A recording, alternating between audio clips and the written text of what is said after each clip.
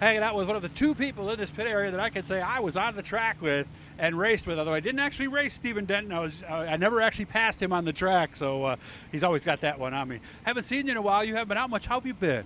Done really good. We started a family, me and my fiance, and Congratulations. While that was going on, I did 2 years in the Mohawk Valley Vintage Modified Series. Got a chance to drive a 1989 Olson for 2 years. We ended up with 2 championships in that club.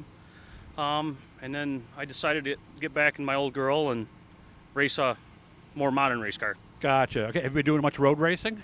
No, I haven't done that in a couple years with the kids, but we have a race coming up tentatively in the end of May for Watkins Glen. Is that the Chump Car World Series like you were doing before? Yes. Yep. Okay. Same car, another Saab? Yep, another Saab, yep. Okay. Whatever happened to your Saab? Did you sell that or did you keep it? Oh, I sold it and I bounced around the countryside, and I wouldn't mind finding out where it ended up just to bring back the old chassis, but probably it went to a crusher by now. Unfortunately, because that was a good car, wasn't it? It was a really good car. Any idea how many races you won? He was a four-cylinder super stocks that brewed it for a long time. Any idea how many wins you got in that thing? A little over 40.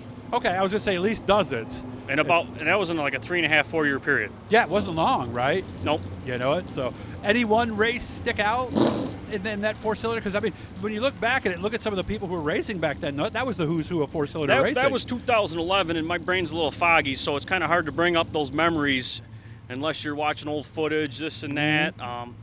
Probably one of my funniest moments of racing in the four cylinders was in 2012 when I ran for Chuck Pawlczyk, and he failed to realize that it was going to be no green, white checkered, or just a green checkered. It had to be green, white checkered, and I passed him as he went to the infield. Oh, he slowed down and went to the get scaled, and I took the checkered. So that's probably like one of the best ones. Interesting. Now, I learned a lesson. Steven don't know this was coming, so roll with me on this, Steve, okay? But I learned a valuable lesson from the time that you and I got together, because you told me at the time you didn't mean to do it. I thought for sure, because he got in the back of me, and it turned out he hit a uke tire in the infield, and it shoved him up into me. The biggest thing I learned on that, Steven, is don't automatically get mad. Make sure to at least watch the video and hear what the other person has to say. Is that fair for everybody? That's a very correct statement. And it's hard as a driver. You get so wound up in your emotions, and I find myself, it doesn't matter how many years I've been racing, I can get out of the car ready to rip someone a new you-know-what. Not you. Or even myself. I want to yell at myself. Yeah, and that's the worst one sometimes. And I have to sometimes calm myself down and say, okay, well, we got what we got. We can make the car better, or